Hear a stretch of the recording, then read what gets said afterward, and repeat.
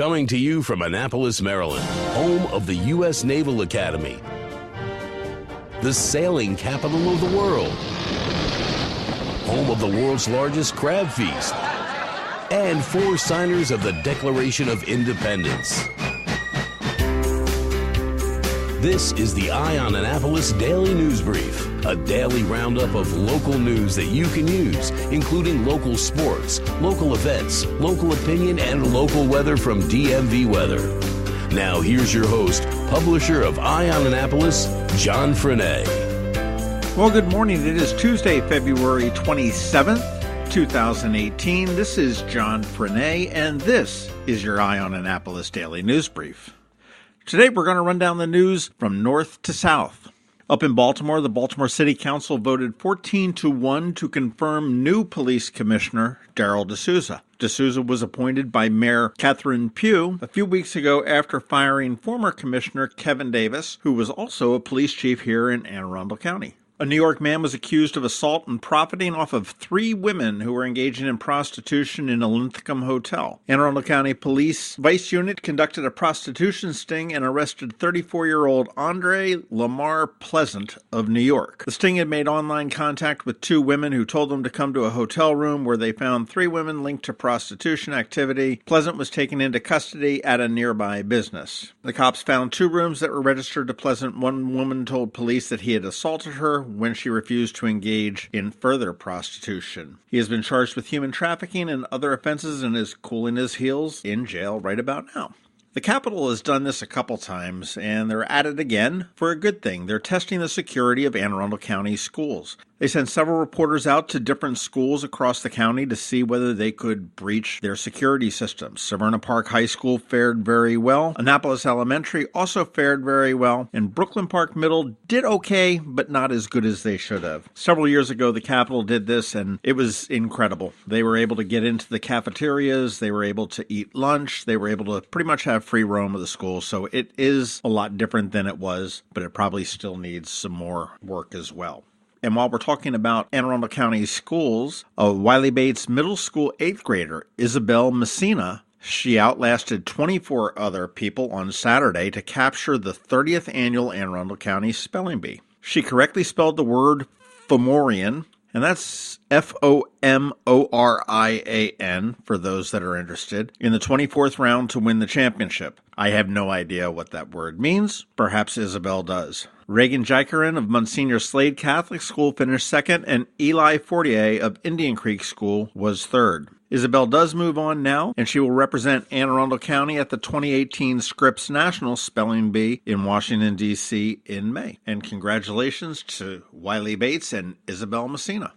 As expected, State Senator John Astle has made the announcement that he will not seek re-election after his term is up after this session. Astle had unsuccessfully run for mayor of the city of Annapolis, and had he won that position, he would have given up his Senate seat, but he does intend to fill out the rest of the term, and his seat is being sought after by 3 candidates at this point. Sarah Elfreth, who is a Democrat from Ward 1, former delegate Ron George, a local businessman who lives over in Arnold, is running as a Republican, and Chrissy Holt has entered the race as a Democrat as well to challenge Elfreth in the primary.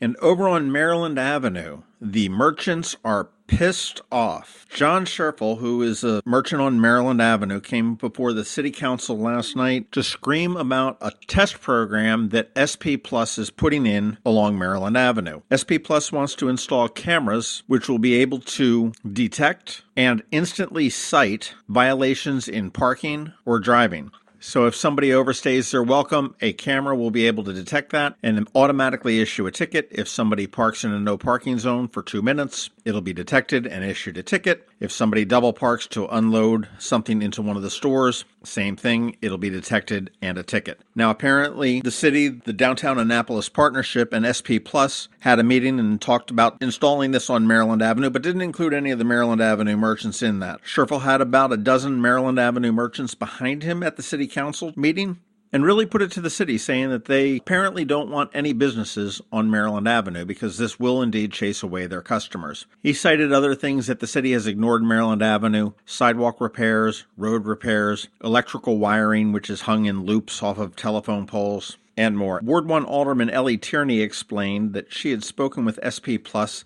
and they chose Maryland Avenue because the cars on Maryland Avenue park too closely for their mobile units to detect the license plates when they have overextended their stay at a meter. So by installing cameras, they're able to capture that information and issue tickets remotely. She did say that they were using Maryland Avenue as a test, and it could be done citywide. This seemed to take a lot of the aldermen by surprise, and Alderman Payon stood up and said that he spoke for all of his colleagues, that they are business friendly, and that if the Maryland Avenue merchants were opposed to this, they had a receptive audience with the City Council.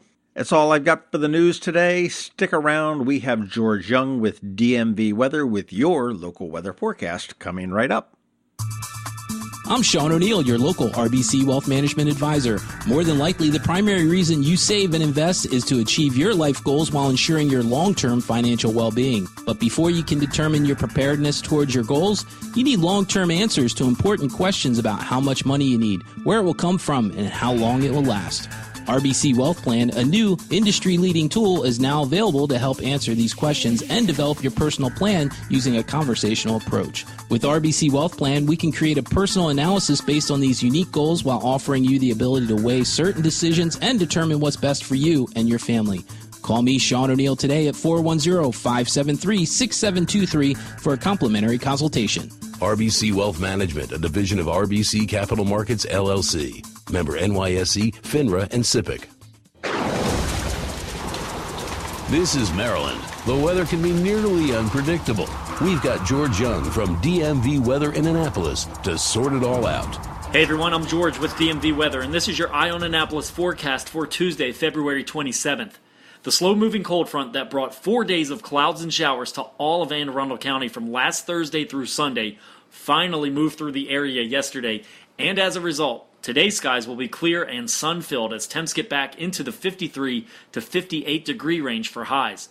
And they'll stay in the 50s for Wednesday when we'll see some early sun, followed by afternoon clouds as another storm approaches from the west, which will ultimately make for more wet weather across the Annapolis area Thursday and Friday, with Friday's rains possibly moderate to heavy as the low-pressure center potentially strengthens just off the east coast before moving out to sea.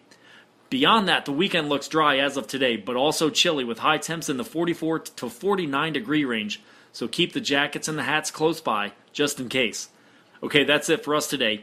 Download our free weather app by searching for DCMDVA Weather in the Apple App Store or Google Play Store, and also follow us at dmvweather.com or on Twitter or Facebook so you can always stay weather informed.